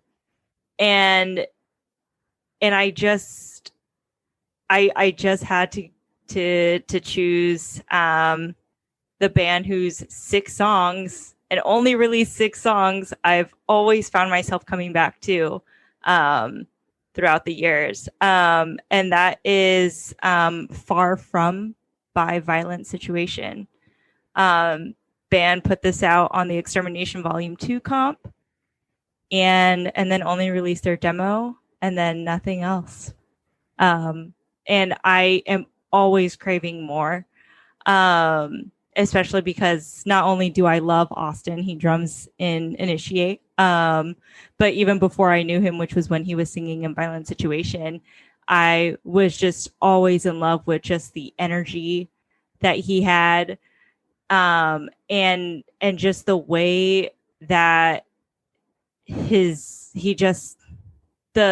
way that he just sings on the record or yells in the record, and then also instrumentally, like that the lineup for Violent Situation is definitely filled with heavy hitters, and who all have had great bands of their own as well. And I think that the culmination that became Violent Situation also just makes it really great and stand out on its own.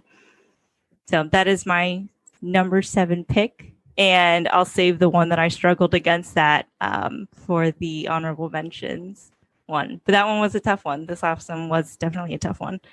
Someone really missed a trick in 2014 by not having a Violent Reaction, Violent Situation split 7-inch. Yep, I agree.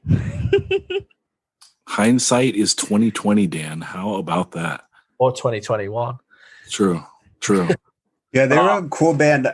Such a great name for a band too. Like, I don't know. It's just like Violent Situation. I mean, obviously like a radio reference. And the artwork is sick too. Like just that little like graffiti style thing. I can't wait to hear it on the playlist. That's what it's all about. All right. I'm going to take my number 7 and I am going to... This was so hard, dude. Because okay, I won't go in on all the honorable mentions before it's time. But I'm going to take the Misery song Burn. It's the first one on their EP from that year. This 7-inch is really, really good, and their LP is really, really good. Just good songwriting.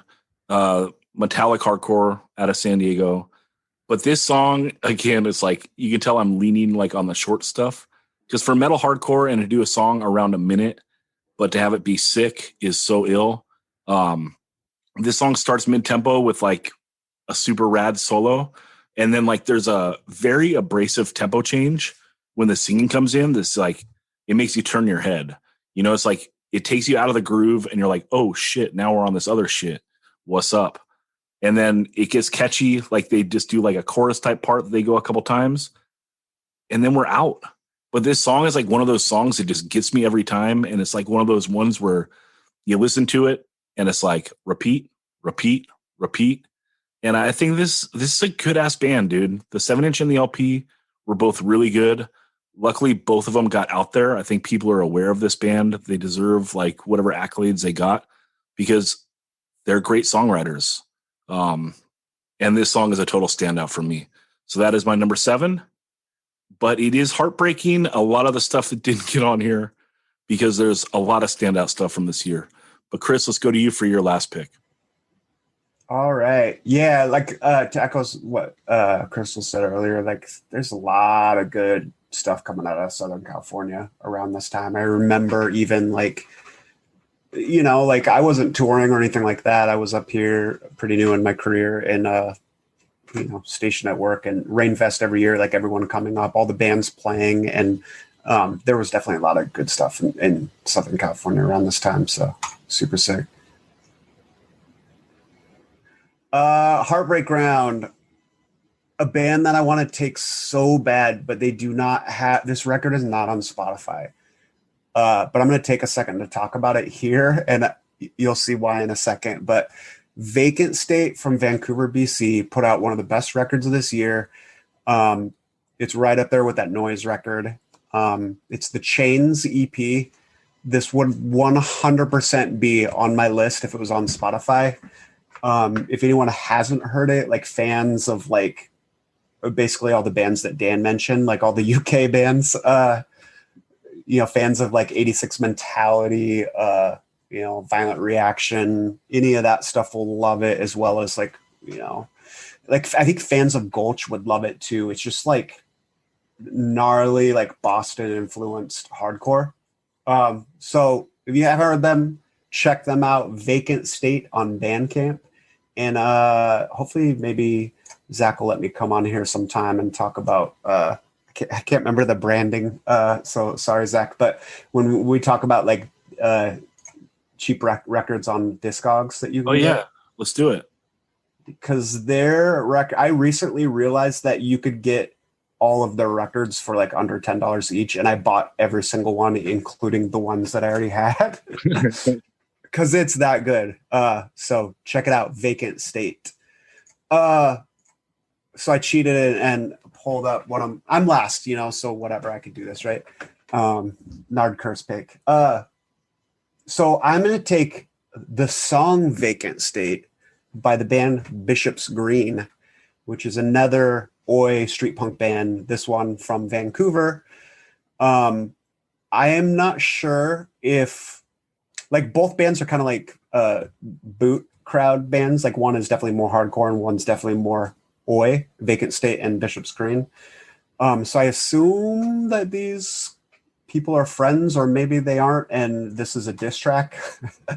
I don't know if it's a reference as out of respect or a diss track, but don't start beef on the pod, Chris. Come on. It's certainly a diss track about someone, because like the lyrics are vacant state, vacant life. Anyways, this band is super sick. The singer has a really cool, unique voice. I feel like a lot of modern Oi bands kind of have that similar like angry skinhead voice. And this guy's voice is a little bit higher and tuneful, and it gives it more of a classic feel. Like this, you know, their records could be, you know, fit in with that first wave of Oi, you know, somewhere in the Blitz territory, but not quite like Criminal Damage, where it's like a mathematic formula. This song's dope. It's got the intro starts out really cool. It's kind of like a slow single note on a guitar string, like on one string, not a chord. And it kind of has vibes of maybe like a Joy Division intro, like maybe on the song Disorder, or like, you know, Dead Souls, how it has kind of like that mellow, and then it like picks up the pace and gets into more like that Oi tempo. Yeah, that's really all I have to say about the song. It's an awesome song. Great band from the Northwest. Check them out. Bishop's Green. Yeah, no apostrophe before the S. It's not possessive. I appreciate that. You know, we got mathematics, we got grammar. What's up? This is cool. And you know, we do the side A, side B segment on here. And Chris, you mentioned the intro of this song. This is the first song on side B. And like, I think it's total deliberate, like the placement of the song, because like if you were like listening on a CD, you know, it'd be like, why are they burying like a super standout track like in the middle of the record? But it's gotta be to kick off the flip, you know, on side B. It's gotta be. Yeah, for sure. You know, this is a great pick. I think that these lists are awesome and diverse. And again, like all these Super Sevens, I can't wait to make and listen to the playlist. Dan, let's go to you. Actually, you know what? Let's go to me for honorable mentions because I will fly through. Cruel Hand, later album, but the song Pissing Spitting is so catchy. Had to get on. Yeah, 7 Seconds, Leave the Light On.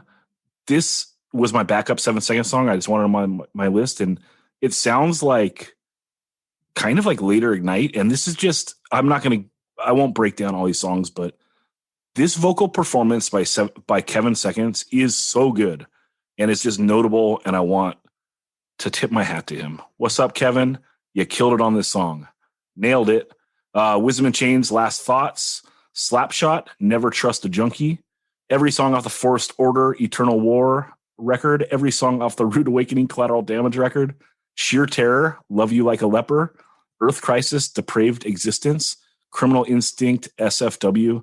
And I just want to note like that Sheer Terror and Earth Crisis and Ringworm, for that matter, these are like classic bands that put out like really good records this year. That Sheer Terror record is a good listen the whole way through.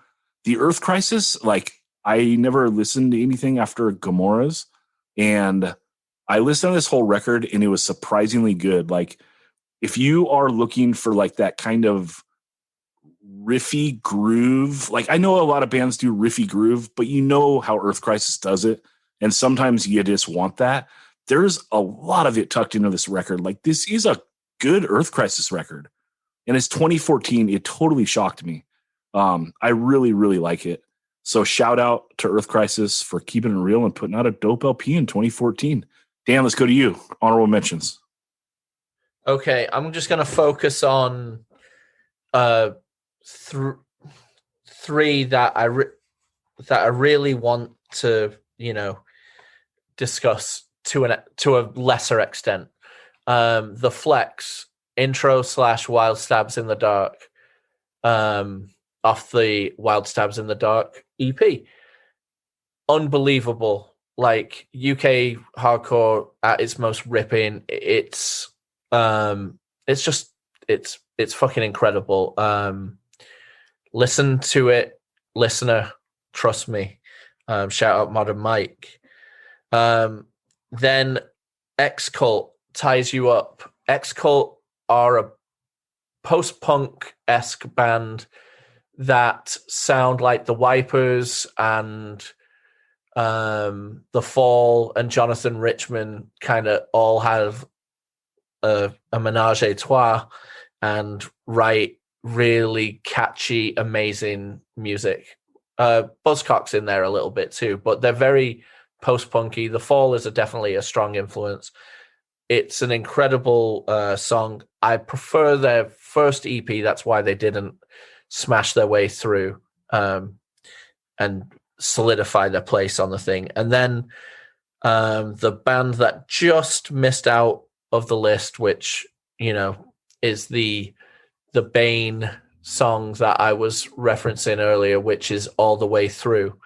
That song musically starts out with like an intro that's maybe some of the hardest music Bane's ever written. Like it's really crazy, and then it breaks into your very typical Bane one guitar taking off from the pack type thing. And there's group vocals that they will try to take this from you. And then Bedard lyrically breaks down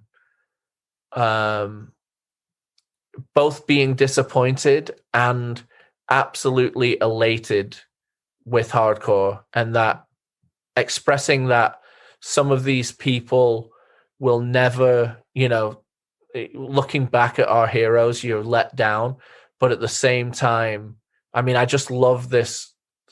Does growing old mean growing strong enough to kill your sentimental side and set free all those little butterflies from the cage that housed your beating heart? He talks about the enthusiasm and the incredible nature that we experience hardcore and what it can do to us that you can't really express, but he expresses very well in these lyrics. And then there's an element where the song ends where he's saying, you know, we look into these people so much and he's almost saying like, evaluate the words and the influence that you are engaging in because, well, I'll just say his line, poison words prey on lovesick minds, meaning that, you know, he may come off as an old fogey talking to you saying like, yo, this band or these lyrics or this sentiment in hardcore is fucked up. But to somebody young, it might be amazing, but he's just urging people to evaluate what they're taking in. And I just think it's an incredible song. If I listen to it more, I mean, lyrically, it should be on my list. I just think it is a brilliant piece of writing, but I had to be true just knowing that the Battle Ruins is on rotation just a little bit more, even though I love Bane and, you know, they're just one of the, you know, tent poles that have to be accessed. I think that was a great breakdown, and I think you gave the song its due glory. You know, anytime you can say, as a lyricist yourself, like, I have trouble expressing the way I feel about something, but this person did it pretty well. Like, that's the highest compliment you can give to another lyricist, right? Yeah. I think it's an incredible song. So not only do we urge the listeners of the pod to check out the songs on the podcast, but you know what? Sometimes throw up the lyrics and read along while you're listening. And sometimes you will be taken to a whole new experience of the song, especially someone as idiotic as myself who frequently mishears what words are and ends up singing all the wrong words. I'm like, why did he say that? Well, if I just pulled up the lyrics, I could actually see. Yeah, we'll get there someday because, like, Spotify, you have to submit all the lyrics. So someone's got to be programming that you listen to a song and they can come up. I would hope. I hope we get there. Crystal, let's go to you for honorable mentions. There's no fucking way I can follow up how poetic Dan just was. So I'll be quick. That was very beautiful and descriptive. So my honorable mentions, the one that I kind of had trouble picking between Violent Situation and this band was Protester. DC Hardcore, I feel like that year definitely did a lot. Their 7-inch came out that year. Left to Rot was the song of choice for me. I think that kind of goes back into the hardcore trope of just like a very like fuck you type of song. Along with DC Standoff Demo, Not the One. I feel like that was very typical DC Youth Crew. I also just really love their vocalist was very, very young. I think they were like 15, 16 years old. And so I love it when really young kids can like put themselves out on projects like that. So that was one of my honorable mentions. I'm going to have to agree with Chris on the Angel Dust choice. My choice from that album was actually Take My Love. And I just love a good love song. And I think that album definitely set off, definitely set their, cleared their path, to really take off. So those are my three. Well, I love that Protester got mentioned. I bought the Protester Straight Edge pressing of the LP, which I think is one of the greatest. You know, like we talked about I hate to use the term marketing because it's not marketing. It's just such a fucking cool idea. They did a thing that you have to be straight edge to order this certain pressing of their LP. And if you sell out, you have to turn it over to a straight edge person. You can't keep it. And just hats off to that. Like there's certain things that just, they're silly enough and they're amazing enough to just make me float on air, and that's one of them. I just loved it. Yeah, no comment. Okay. Moving on to Chris. Zach's like, I didn't want that record anyways. I know. I'm going to buy it just to snap it. Tape yourself burning it. Chris, let's go to you. Honorable mentions. Side note, in the text chain, we talked about a record this year that I bought literally at a show, like a pretty limited version. And it was the Angel Dust, the Pink record. And I was sitting there talking to Justice, like literally within the first minute I bought it from him, right? Just kind of like BSing with him. And then it slipped out of my hand, just like mid-sentence, and landed right on the corner like a big old band. Like, oh, well, all right. I guess that's dented now. Which is, I don't know, the cover's so clean looking too that it makes it even worse. Like it was like a busy artwork, like, whatever, but like this really clean looking Pink. Anyways, honorable mentions. 2 bands from Japan I wanted to shout out. My boy Hiroyuki from Stand United. Their demo came out this year and it is awesome. If you love like just straight edge Youth Crew stuff, check them out. It's on Spotify as well. Hiroyuki actually got me into another band from Japan called Die Birth, and they have one song on Spotify. This demo is on Bandcamp and it's super sick. Like, again, kind of like 86 Mentality style stuff. Alex Reno from Regional Justice Center and End of Days, Code Red. He did a band after Code Red called Beyond Repair, which is I think kind of meant to be like a throwdown tribute, or not tribute band, but worship band. But this demo they put out was so sick. And there's the first song on it is phenomenal. It's amazing. I still check it out to this day. The What's Good demo is just kind of has like a I don't know, we talked about all the stuff that was going on in California, and this kind of like was in the spirit of that, just kind of like a fun project. Like that intro cracks me up, where it's just like, what's good? Ha, ha, ha. I just love it. Fucked Up, like every year on the Christian calendar, released a record, or multiples. Glass Boys came out this year, I believe, and it's dope like all the rest. Step Forward, self-titled, came out this year, I think. Code Orange, I Am King, Criminal Instinct, Fever, True Love, New Young Gods, and then flipping over to the hip-hop world, the second Run the Jewels record came out, and one that Vogel got me into, Your Old Droog, which is so sick. If you haven't heard it, it just straight up sounds like Nas, and I love it. I remember when a lot of people thought it was a underground way of Nas putting out stuff that sounded a bit more like his early stuff, like The Theory, and then you saw it was just a white dude. Like, what the fuck? It's a Ghostwriter. I can't remember if I mentioned the Fury song that I had on my list was Holy, and it's just a Rager 42-second song. That's the last thing I wanted to say. But yeah, this is a kill your year, Chris. I'm so glad you chose it. We might just have to have you choose the years going forward, because good God, man, this year ruled. Final thoughts on 2014, Dan? What a killer year, and I forgot to mention Boston Strangler Fire. That was a killer song too. I love doing something that I can't pull up off the top of my head. Oh yeah, I know this was this year and this was this year, much like we do when we think 88, 87, 89, I enjoyed the project of going through and going, oh, that was this year. Okay, that's in contention.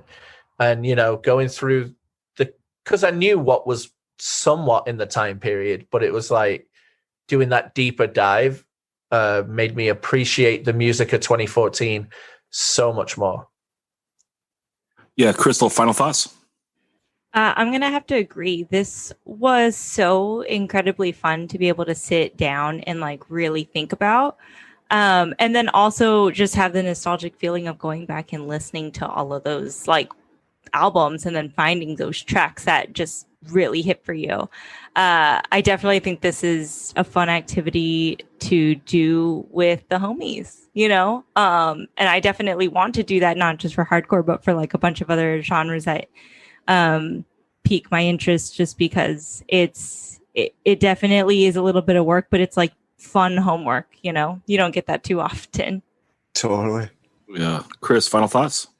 Yeah, that's awesome. Crystal, thank you for joining us. I did want to, I mentioned Rainfest a little bit earlier, and I did want to shout them out again because like this is kind of like Rainfest is a fest in Seattle and Tacoma that went on for, I want to say like 10 years, something like that. And, you know, a lot of the bands that we talked about, like Rainfest brought them up, you know, from California or over from, you know, wherever the East Coast, as well as OHC, which is an Olympia fest that Jeff, who drums and change, did. Like Protester played a couple of those, Fury played a couple of those. So like shout out to those people that like did all the work to get all these bands out to the Northwest when I was stuck here, you know, not traveling around, being able to see hardcore. And I just really appreciate that. So shout out to those people and all the people that like do the work to make this thing work, you know? Yeah, man. Hardcore rules. What's up? 2014 also ruled.